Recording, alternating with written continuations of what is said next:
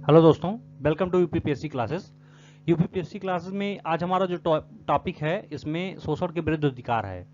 तो देखते हैं आर्टिकल 23 से 24 तक के बारे में, और उसके बाद में हम स्वतंत्रता का अधिकार भी डिस्कस करेंगे और डिस्क्रिप्टिव भी देखेंगे कैसे किस प्रकार से क्वेश्चन पूछे गए हैं, परीक्षाओं में कैसे प्रकार से आए हैं, तो पीसीएस में क्या मेंस टाइप क्वेश्चन पूछा जाता है, कैसे क्वेश्चन पूछे जाते हैं। चलिए देखते हैं और डिस्कस करते हैं। दोस्तों, यूपीपीएससी क्लासेस को आपने अभी तक सब्सक्राइब नहीं किया है तो सब्सक्राइब कर लीजिए और बेल आइकन को दबा दीजिए, क्योंकि वीडियो की अपडेट आपको प्राप्त होती रहे। तो चलिए शुरू करते हैं। शोषण के विरुद्ध अधिकार और धार्मिक स्वतंत्रता का अधिकार दोनों डिस्कस करते हैं। फर्स्ट पॉइंट में हम डिस्कस करेंगे शोषण के विरुद्ध अधिकार। तो इसमें आर्टिकल 23 से 24 तक के दिया गया है, दो अनुच्छेद आपको दिए गए हैं। शोषण के विरुद्ध अधिकार आपको दिए गए हैं। आर्टिकल 23 में कहा है कि मानव दुर्व्यापार या बेगात-श्रम या बलात्-श्रम आपको जबरदस्ती नहीं कराया जा सकता है। इसमें क्या दिया गया है, वास्तव में शोषण के विरुद्ध जो अधिकार का उद्देश्य है वास्तविक सामाजिक लोकतंत्र की स्थापना करना है। शोषण के विरुद्ध अधिकार राइट अगेंस्ट एक्सप्लॉइटेशन का वास्तविक रूप से देने के लिए ही जुलाई में 1975 में घोषित किया गया है। या बंधक मजदूरी या इसे कहते हैं बधुआ मजदूरी प्रथा जो पहले लागू थी, यहाँ पर इसे गैर कानूनी घोषित कर दिया गया है इंडिया के कॉन्स्टिट्यूशन में। फिर नेक्स्ट पॉइंट है हमारा 1997 में सर्वोच्च न्यायालय ने सरकार को बालात मजदूरी खत्म करने का निर्देश दिया था, जो बालक पुनर्व्यवस्था कल्याण कोष की भी स्थापना की है। इस प्रकार बाल मजदूरी को समाप्त कर दिया गया, उसके दिशा में कई प्रयास भी किए गए, लेकिन यह तथ्य है कि बाल मजदूरी की स्थिति अभी तक बनी हुई है। कुछ कारखानों में ऐसी स्थिति देखी जाती है कि वहाँ पे बाल बच्चों को मजदूरी के लिए कराया जा सकता है। वस्तुतः बंधक मजदूरी हो या फिर बाल मजदूरी, इन स्थितियों में जन्म देने वाले सामाजिक आर्थिक कारणों को समाप्त किए बिना इन्हें समाप्त नहीं किया जा सकता। आर्टिकल 23-24 हम देखेंगे, यही दोनों हमारे पास इंपॉर्टेंट है। मानव दुर्व्यापार एवं बालाश्रम में निषेध जिसे प्रतिबंध लगाया गया है। और 24 हमारा कहता है कारखानों में बालाश्रम मतलब बच्चों को काम करने पर प्रतिबंध लगाया गया है। आर्टिकल 23 और 24 चलिए डिटेल में जान लेते हैं आर्टिकल 23-24 क्या है, और उसके बाद में देखेंगे धार्मिक स्वतंत्रता का अधिकार। तो चलिए डिस्कस कर लेते हैं। आइए, हमारा टॉपिक है आर्टिकल 23 मानव दुर्व्यापार एवं बलात्श्रम में प्रतिषेध या निषेध जिसे कहा गया है, इसको आप देख सकते हैं। आर्टिकल 23 में कहा गया है कि राज्य मनुष्यों के क्रय विक्रय एवं बिगाड़ जबरदस्ती पर रोक लगा दी गई है, जिसे उल्लंघन विधि के अनुसार दंडनीय अपराध है। इस तरह के चीजों पर रोक लगाने के लिए 1956 में अनैतिक दुर्व्यापार निवारण अधिनियम बनाया गया। इस संबंध में की गई व्यवस्था यह एक महत्वपूर्ण अपवाद यह है कि राज्य सार्वजनिक उद्देश्य से अनिवार्य श्रम की योजना लागू कर सकता है, लेकिन जब लागू करेगा तो ऐसा नहीं करेगा कि उसमें किसी भी धर्म के लिए या फिर मूल वंश के लिए या जाति के लिए, वर्ण के लिए, सामाजिक स्तर के आधार पर कोई मतभेद नहीं करेगा। अगर जो लागू करेगा, कोई मान लिया राज्य आपकी किसी प्रकार से सहायता लेना चाहता है तो सबके लिए लागू होएगा, किसी भी एक धर्म, मूलवंश या जाति, लिंग के आधार पर कोई मतभेद नहीं होगा। तो इसमें देख लीजिए आर्टिकल 23 में दिया गया है। चलिए इसको और भी डिस्कस से जान लेते हैं। इसमें कहा गया इस मौलिक अधिकार की श्रेणी में रखने के बाद भी मानव दुर्व्यापार एवं बालाश्रम कभी खत्म नहीं हुआ। आज भी मानव व्यापार, वेश्यावृत्ति एवं बधुआ मजदूरी जैसे कुरीतियों को देखने को मिलते हैं। इस प्रकार को रोकने के लिए मौलिक अधिकारों के प्रावधानों को 100% हासिल करने का उद्देश्य कई कानून द्वारा बनाए गए थे, जैसे बधुआ मजदूरी अधिनियम ये लाया गया था, मोस्ट इंपॉर्टेंट है, 1976 के तहत लाया गया था। सामान्य पारिश्रमिक अधिनियम जो 1976 में पारित हुआ था। ये दोनों क्वेश्चन ये पीसीएस में पूछे गए हैं, आरओ डिपार्टमेंट में पूछे गए हैं और एक बार आईएएस में पूछा गया है।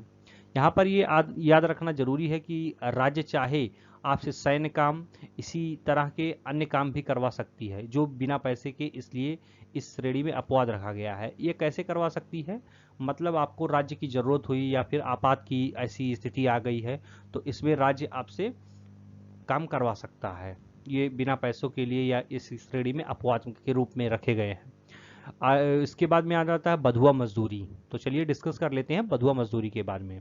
पूर्वज या स्वयं द्वारा किए गए किसी समझौते के आधार पर उधार लेना, जाति विशेष को जन्म देना अथवा अन्य कारणों के बिना पारिश्रमिक या सरकार द्वारा निर्धारित न्यूनतम मजदूरी दर से कम पर भी कार्य करने के लिए विवश होना, ये विवश होना बधुआ मजदूरी कहा गया है। तो उसमें बधुआ मजदूरी का एक ही कॉन्सेप्ट है कि उनके पिताजी कर्जा लेकर के और वहाँ पे ठाकुर के यहाँ काम करते हैं, उसके बाद में डेथ हो जाती है उनकी, और उसके बाद में वो ठाकुर साहब कहते हैं कि आपके बच्चे भी मजदूरी हमारे यहाँ करेंगे, वो यही बधुआ मजदूरी के अंतर्गत आता है, डिस्कस कर लेंगे। और इसके बाद में चलिए देखते हैं और क्या पॉइंट है इसमें। इसमें आ जाता है हमारा नेक्स्ट पॉइंट आर्टिकल 24। इसमें सीधे सीधे कहा गया है कि कारखानों आदि में बालकों के नियोजन पर प्रतिबंध लगाया जाता है। कारखानों में क्या होता है, छोटे बालकों को भी काम पे रख लिया जाता है, जैसे 12 साल 14 साल 18 साल से नीचे हुए, अंडर 18 में हुए, तो वो लोगों को डायरेक्टली रख लिया जाता है। तो ऐसा करने पर प्रतिबंध लगाया गया है। ये प्रतिबंध आपका 1986 के बाल श्रम अधिनियम के द्वारा लगाया गया है। तो चलिए डिस्कस कर लेते हैं। कारखानों में इसी तरह के किसी भी अन्य जगह 14 वर्ष से कम उम्र के बच्चों को ऐसा कोई काम नहीं कराया जा सकता जो उनके लिए उपयुक्त ना हो या खतरा वाले काम हो, तो 18 साल से कम बच्चों को नहीं रखा जाएगा। इस दिशा में 1986 में बाल श्रम अधिनियम, जो निषेध अधिनियम पारित किया गया था, इससे काफ़ी महत्वपूर्ण कानून है, जिसमें आधार 2016 में संशोधित कर इसे बाल एवं किशोर श्रम निषेध एवं अधिनियम बना गया था। 1986 में इसे पहले ही पारित किया गया था, लेकिन फिर 2016 में फिर से एक बार देखा गया है।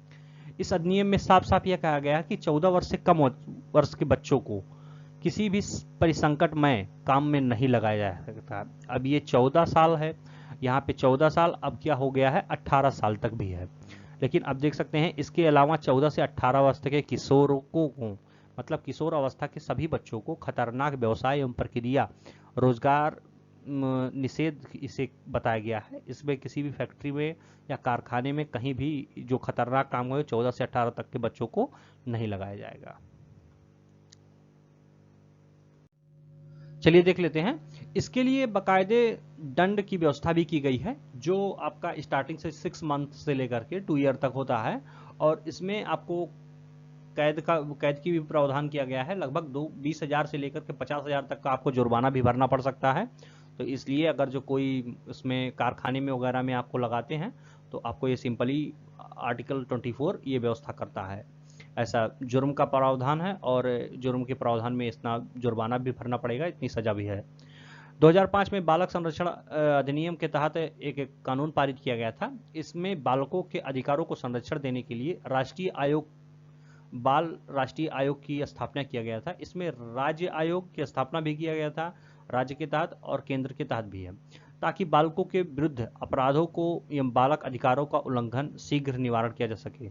बालकों के अधिकारों का जिस प्रकार से उल्लंघन किया जा रहा है, उसको निवारण करने के लिए 2005 में कानून लाया गया था। तो चलिए डिस्कस में हम लोग जान लिए हैं आर्टिकल 23 और 24 को। इसके बाद में नेक्स्ट पॉइंट हमारा आ जाएगा आर्टिकल 25 से लेकर के 28 तक, जो आपको धार्मिक स्वतंत्रता के अधिकारों का प्रावधान को बताता है। इसमें आ जाएगा हमारा आर्टिकल 25, जो है धार्मिक धर्म की स्वतंत्रता का अधिकार है, जो आर्टिकल 25 से लेकर के 28 तक आपको 4 प्रावधान दिए गए हैं। चलिए अनुच्छेद के बारे में देख लेते हैं। अनुच्छेद 25 में कहा गया है अंतःकरण में धर्म के आचरण की स्वतंत्रता और धर्म के प्रचार प्रसार करने की स्वतंत्रता। इसमें आर्टिकल 25 में सिंपल यही कहा गया है, किसी भी धर्म को आप मान सकते हैं और किसी भी धर्म को आप प्रचार प्रसार करने की आपको स्वतंत्रता दी गई है। इसमें आर्टिकल 26 दिया गया है धार्मिक कार्यों के प्रबंधन की स्वतंत्रता। सिंपल पॉइंट है कि आप भी किसी भी धर्म को मानते हैं, उसमें आपको जो धार्मिक कार्य होते हैं उसके आपको प्रबंधन की स्वतंत्रता आर्टिकल 26 देता है। नेक्स्ट पॉइंट हो जाएगा हमारा आर्टिकल 27। इसमें 27 में कहा गया है किसी भी धर्म की अभिवृद्धि के लिए करों के संप्रदाय एकत्र की स्वतंत्रता आपको दी गई है। आर्टिकल 27 में सीधा सीधा यही कहता है कि किसी भी धर्म को आप मानते हैं तो उसको धर्म की अभिवृद्धि, मतलब उसके प्रचार प्रसार के संबंधित जितने भी धर्म में कर वगैरह टैक्स वगैरह लिए जाते हैं, तो उसको किसी भी व्यक्ति को मतलब आप उससे टैक्स ले सकते हैं, लेकिन टैक्स में भी कुछ रिस्ट्रिक्शन लगाए गए हैं। चलिए आगे हम डिस्कस करेंगे और क्या रिस्ट्रिक्शन है आपको बताएंगे। आर्टिकल 28 में क्या है, धार्मिक शिक्षा में उपस्थित होने से स्वतंत्रता, मतलब धार्मिक शिक्षा के बारे में दिया गया है आर्टिकल 28 में। तो चलिए डिस्कस करते हैं और जानते हैं कि धार्मिक स्वतंत्रता के बारे में क्या क्या प्रावधान दिए गए हैं। आर्टिकल 25 से 28 तक को डिटेल में डिस्कस करेंगे। चलिए देख लेते हैं आर्टिकल 25। आर्टिकल 25 में अंतःकरण में धर्म के आचरण की स्वतंत्रता और धर्म की प्रचार प्रसार की जो स्वतंत्रता दी गई है आर्टिकल 25 में दी गई है। इसमें सिंपल क्या है कि भारत एक धर्मनिरपेक्ष राज्य है। इसमें धर्मनिरपेक्ष का अर्थ जो यही होता है कि राज्य का कोई भी धर्म ना हो, मतलब वह किसी भी धर्म को समान रूप से देखता है। भारत में क्या है, सभी धर्मों को समान रूप से देखा जाता है तथा उसको समान रूप से स्वतंत्रताएं भी दी गई है। और कुछ प्रकार से जो प्रतिबंध लगाए गए हैं वो धर्म के खिलाफ नहीं है, राज्य के खिलाफ, मतलब राज्य के सेवा के आधार पर लगाए गए हैं, जिससे राज्य को किसी भी प्रकार की दिक्कत ना हो। तो चलिए इसके अंतर्गत जान लेते हैं। इसके अंतर्गत अंतःकरण की स्वतंत्रता निहित है, जिसमें तहत व्यक्ति ईश्वर को किसी भी रूप में मान सकता है, इसके प्रचार व प्रसार कर सकता है। और यह भी स्वतंत्रताएं के अंतर्गत व्यक्ति चाहे नैतिक धर्म अंतःकरण को मान सकता है, परंतु धर्म के आधार पर ऐसे कार्य नहीं किया जा सकता जो समाज में प्रभावित हो। आप किसी भी धर्म का नाम लेकर के कोई ऐसा काम नहीं कर सकते जो समाज को प्रभावित कर सकता है। जैसे क्या हुआ, छुआछूत, मानव दुर्व्यवहार या सामाजिक परिवेश या किसी भी काम को कम समझना। वो जो इसमें पॉइंट दिए गए हैं वो सिख से रिलेटिव एक दिया गया है। उसमें सिख धर्म में क्या दिया गया है कि कृपाण धारण करने को लेकर के सिख धर्म को मानना, मतलब सिर्फ सिख धर्म में क्या कृपाण धारण करना एक उन्हीं के धर्म का एक अभिन्न अंग है, जो कृपाण धारण के लिए लेकर आर्टिकल 24 में इनको एक स्पेशल पॉइंट दिया गया है। इसमें हिंदू धर्म में और सिख धर्म में कुछ पॉइंट दिए गए हैं, बौद्ध धर्म में भी, जैन धर्म में भी कुछ कुछ पॉइंट शामिल किए गए हैं। तो इसमें ये सिख धर्म का, लेकिन कृपाण क्या हो रहना चाहिए, वो प्रतीकात्मक रहना चाहिए और मतलब रियल वाला नहीं रहना चाहिए। फिर हमारा आ जाता है आर्टिकल 26। उसमें क्या कहा गया है, 26 में क्या है, धार्मिक कार्यों के प्रबंधन की स्वतंत्रता। आप किसी भी धर्म में हैं तो उसके धार्मिक कार्यों के प्रबंधन की स्वतंत्रता आपको दी गई है। मतलब किसी भी कार्य को आप धार्मिक कार्य में प्रबंध कर सकते हैं, किसी भी कार्य के। इसके अंतर्गत किसी भी संप्रदाय को धार्मिक संस्थाओं की स्थापना एवं उसके पोषण एवं अपने धर्म को विषय में प्रबंधन की स्वतंत्रता आपको प्रदान की गई। वही प्रबंधन इकट्ठा करने की या किसी भी कार्य को चलाने के लिए चल व अचल संपत्ति के अर्जन तथा संपत्ति के प्रशासन का अधिकार प्राप्त है, यह आपको दिया गया है। यह व्यक्तियों के समूह होना चाहिए जिसका विश्वास तंत्र उसके अनुसार उसकी आत्मिक दृष्टि के अनुकूल हो, प्रतिकूल नहीं होना चाहिए। इसमें एक सामान्य संगठन होना चाहिए और धर्म एक विशिष्ट नाम से होना चाहिए, मतलब कोई भी अनन्य पॉइंट से नहीं रहना चाहिए। धर्म एक सामान्य संगठन होना चाहिए और कोई भी ऐसा संगठन होना चाहिए कि जो राज्य के खिलाफ ना हो। इसके बाद आ जाता है हमारा आर्टिकल 27। फिर आ जाता है धर्म की अभिवृद्धि के लिए करों के संप्रदाय के बारे में आपको स्वतंत्रता दी गई है। इसके द्वारा यह व्यवस्था की गई है कि राज्य द्वारा किसी भी व्यक्ति को ऐसे करों देने के लिए बाध्य नहीं किया जाएगा जो किसी विशेष धर्म के पोषण का होता है। क्या इसमें सिंपल पॉइंट कहा गया है कि किसी भी व्यक्ति से आप ऐसे कर नहीं ले सकते, मतलब कि आप जबरदस्ती आपको ही इतना ही देना ही होगा। उसके बाद में अगर जो व्यक्ति का मन है तो आप किसी भी धर्म को आपको कर दे सकता है। तो ये आर्टिकल 27 में दिया गया है। फिर हमारा पॉइंट आ जाता है आर्टिकल 28। तो इसमें क्या किया गया है, धार्मिक शिक्षा में उपस्थित होने से स्वतंत्रताएं आपको दी गई हैं। किस प्रकार से धार्मिक शिक्षाओं के प्रबंधन के बारे में आपको दिया गया है स्वतंत्रताएं। राज्य निधि से पूर्ण पोषित किसी भी शिक्षण संस्थान में कोई धार्मिक शिक्षा नहीं होगी। इसमें क्या है, कोई सरकारी संस्थान अगर जो चल रहा है, चाहे राज्य का हो या फिर केंद्र का हो, तो उसमें कोई भी शिक्षण संस्थान में धार्मिक शिक्षा का प्रावधान नहीं दिया गया है।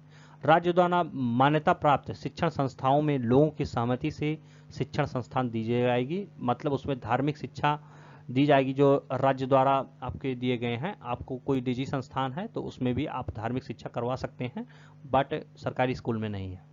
राज्य निधि से सहायता प्राप्त करने वाले लोगों की सहमति से धार्मिक शिक्षा दी जा सकती है। जैसे धार्मिक शिक्षण संस्थाओं में मदरसों, संस्कृत विद्यालयों आदि अनेक सरकारी निर्देशानुसार उनकी सरकार द्वारा निर्दिष्टित पाठ्यक्रम पढ़ाना अनिवार्य होगा। जो राज्य में है, जैसे कुछ संस्कृत विश्वविद्यालय हैं, मदरसा है या फिर कोई अदर कॉलेज हैं, तो उनको पर्सनली जो हैं खुले हुए हैं राज्य द्वारा, एक आध दो खुले हैं, तो उसमें धर्म के लिए या फिर किसी भी पार्टिकुलर सब्जेक्ट के लिए आपको दे सकती है। उसमें न्यास यानी ट्रस्ट, जिसके द्वारा स्थापित एवं धार्मिक शिक्षा को दे, वो ट्रस्ट के बारे में दिया गया है जो उसमें शिक्षण संस्थाओं में अपना न्याय स्थापित कर सकते हैं उसमें।